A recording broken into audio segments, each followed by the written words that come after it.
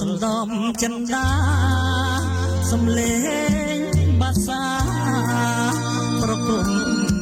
តន្ត្រី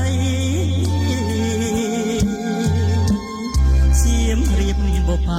បងស្មាំងមេត្រីស្នេហ៍ស្មងភាំងក្ដីលើរូបស្រីមួយជញ្ជៀនត្បូងពេជ្ររំលេចរាជនាបំពាំងហាត់ថា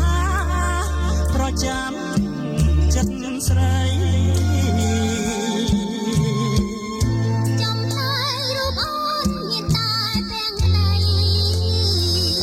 ចំណងនិស័យស្នេហ៍ស្រីនឹងប